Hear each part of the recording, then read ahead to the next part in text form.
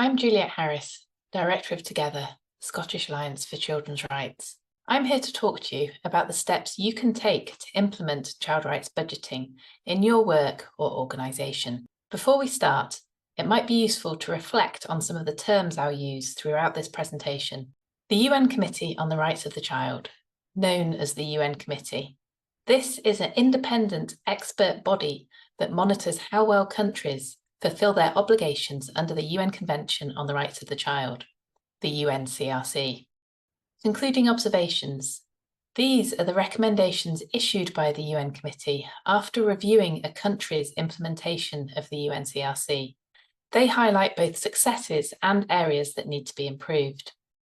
General comments. Published by the UN Committee, general comments provide in-depth explanations of specific rights or themes within the UNCRC, almost like an instruction manual on how to take forward a children's human rights approach in different areas. Maximum available resources. The most resources a government can reasonably mobilise and use to fulfil children's economic, social and cultural rights. Minimum core. The basic level of rights that must be secured for every child, regardless of a country's economic circumstances. You will hear me use these terms throughout this presentation. Child rights budgeting means taking children's rights into account when making decisions about spending money or allocating resources. The aim of child rights budgeting is to enable the realisation of rights for all children. It exists alongside several other mutually reinforcing budget frameworks, such as gender budgeting and participatory budgeting.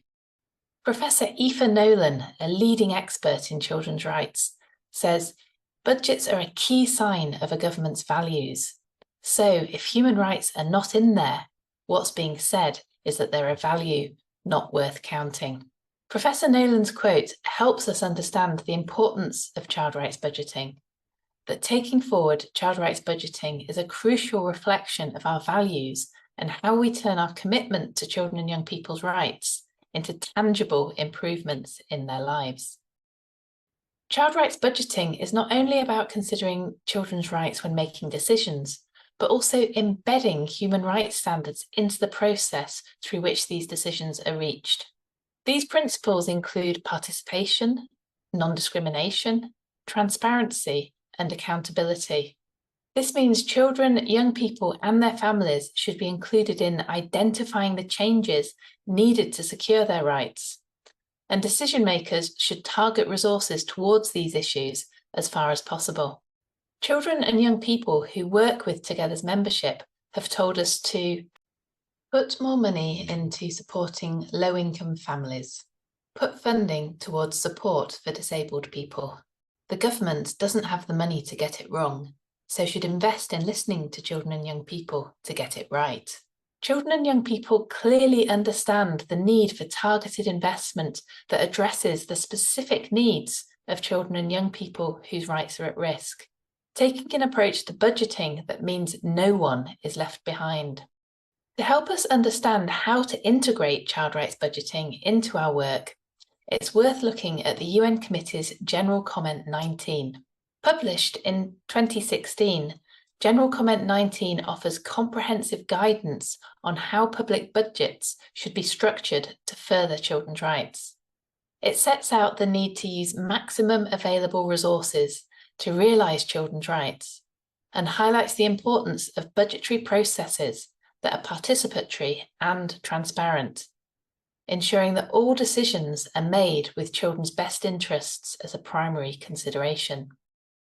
I know that general comments can feel intimidating if you're new to children's rights. Excitingly, General Comment 19 was the very first general comment to be published with an accompanying child-friendly version, developed in partnership with children and young people. This version simplifies the legal language to help children and young people understand how budgetary decisions affect them and how they can be involved in advocating for budgets that uphold their rights. It also provides a great introduction to adults who are new to child rights budgeting, who want a quick overview of the principles and processes involved. So what more do we need to do in Scotland to take forward child rights budgeting? In 2023, the UN Committee made nearly 200 recommendations to the UK, including Scotland, on what more needs to be done to further children's rights. These recommendations were strongly influenced by children and young people in Scotland, and we call them Scotland's to-do list for children's rights. In relation to child rights budgeting, the UN Committee recommended improvements in tracking, monitoring, and the equitable allocation of resources, ensuring transparency and the active participation of children and young people. The Scottish Government recently published a response to the UN concluding observations, including the recommendations on child rights budgeting. The Scottish Government also has new responsibilities in the UNCRC Incorporation Scotland Act 2024 to publish a children's rights scheme, which must include setting out arrangements for Scottish ministers to consider the rights of children in the Scottish Government's budget process.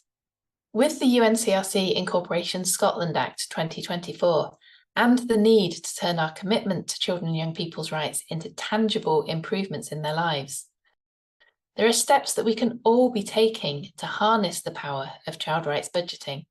Drawing from General Comment 19, these steps could include establishing tracking and reporting systems to make sure we know how much we're spending on infants, children, and young people, and making sure those children and young people whose rights are at risk are identified and sufficient resources allocated to address their needs.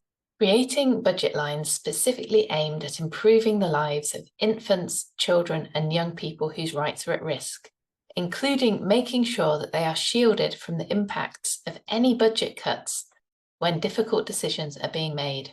Involving infants, children, and young people in budget decision-making processes, especially in decisions that directly affect their rights. Together Top Tips. Our Together members created some top tips on child rights budgeting that we included in our State of Children's Rights Report 2022.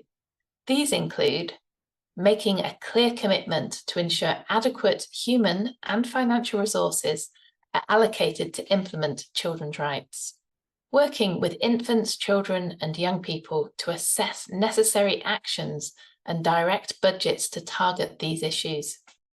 Prioritising children's rights through commissioning and grants. Incorporate a children's human rights approach in all processes. Empowering children's participation in budget processes by providing information and training in appropriate language and formats. Gathering disaggregated data to identify specific issues and groups whose rights are most at risk. Reviewing the impact of budgetary decisions regularly, including with children and young people. To end, it's worth spending some time reflecting on these top tips and actively considering how we can embed child rights budgeting in our work. I'll finish with some reflective questions that I encourage each of you to contemplate. Thank you. When could you use child rights budgeting in your work? How would you consider infants, children, and young people whose rights are at risk when making budget decisions? What could you put in place to ensure you hear from children when you make budget decisions?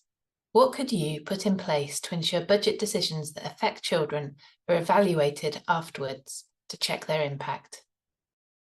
This resource was developed as part of the Children's Rights Skills and Knowledge Framework project, funded by Scottish Government.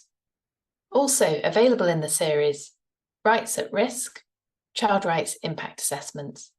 Visit the Together website for more information, www.togetherscotland.org.uk. Together, the Scottish Alliance for Children's Rights is a Scottish charitable incorporated organisation, SCIO, charity number SCO 29403.